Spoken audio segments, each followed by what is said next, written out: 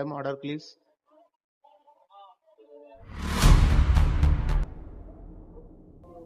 శివ, మధు, నువ్వేంటి ఇక్కడ?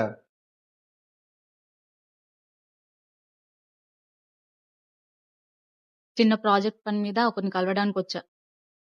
ఓ అవునా, ఎలా ఉన్నావు మధు?